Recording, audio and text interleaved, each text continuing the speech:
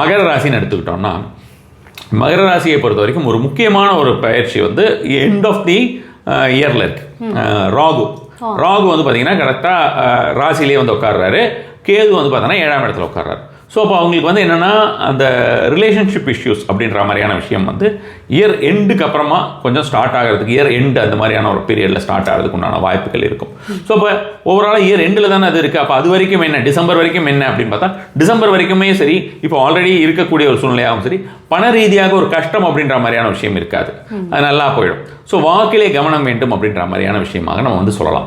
Over promise அப்படின்ற மாதிரியான விஷயங்கள் பண்ணக்கூடாது. ஏதாவது ஒரு விஷயத்தை பொறுத்தவரைக்கும் மகர ராசினர் ஓவர் ப்ராமிஸ் பண்ணக்கூடாது அப்படின்ற மாதிரியான விஷயமா இருக்கும்.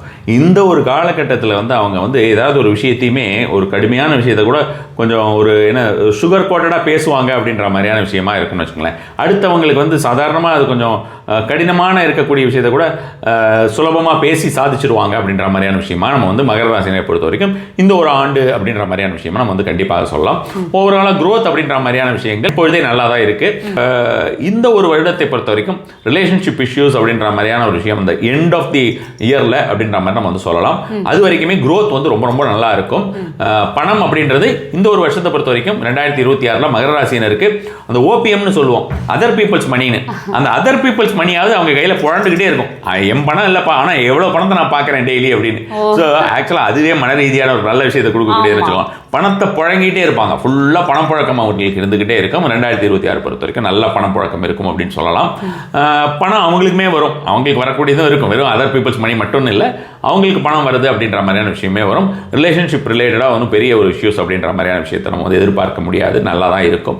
நல்ல ஒரு என்ன சொல்கிறது, இப்போ இந்த திருமணம் மாதிரியான ஒரு விஷயங்கள் அல்லது வந்து இந்த குழந்தை பிறப்பு அப்படின்ற மாதிரியான விஷயங்கள், அவர்களுக்கு ஆல்ரெடி இருக்கக்கூடிய ஏதாவது சொத்துக்கள் இருந்தால் அதை வித்தீரணம் பண்ணுவது அப்படின்ற மாதிரியான விஷயங்கள் ஜாஸ்தியாக்குறது. இப்போ இருக்கிறதுல வந்து இன்னொரு வீடு வாங்குறது அல்லது வந்து பார்த்தோம்னா வேறு ஏதாவது இன்டீரியர் டெக்கரேஷன் பண்ணுறது அப்படின்ற மாதிரியோ அல்லது இடம் வாங்கி போட்டிருந்தா கட்டுறதுன்ற மாதிரியோ, ஒன்றுமே இல்லைனாலும் எக்ஸிஸ்டிங் ஹவுஸ் ஏதாவது இருக்குது அதில் ஒரு எக்ஸ்ட்ராவாக ஒரு ரூமை கட்ட போகிறேன் அப்படின்ற மாதிரி இருந்ததுன்னா பண்ணுவாங்க.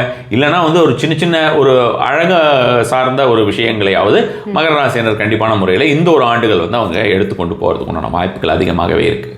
ஸோ அது அந்த மாதிரியான விஷயமா போயிடும்னு வச்சுக்கோங்களேன். பைரவ வழிபாடு ரொம்ப ரொம்ப நல்ல ஒரு பலன் தரக்கூடியதாக இருக்குது. எப்போவுமே மகர ராசினருக்கு பைரவ வழிபாடு பலன் தரக்கூடியதாக இருக்கும். இந்த ஒரு ஆண்டு அது கொஞ்சம் அதிகமாகவான பலனே தரக்கூடியதாக இருக்கும். உக்ரகாளி வழிபாடுமே ரொம்ப ரொம்ப நல்ல ஒரு பலன் தரக்கூடியதாக இருக்கும்னு வச்சுக்கோங்க மகர ராசினை பொறுத்த வரைக்கும்.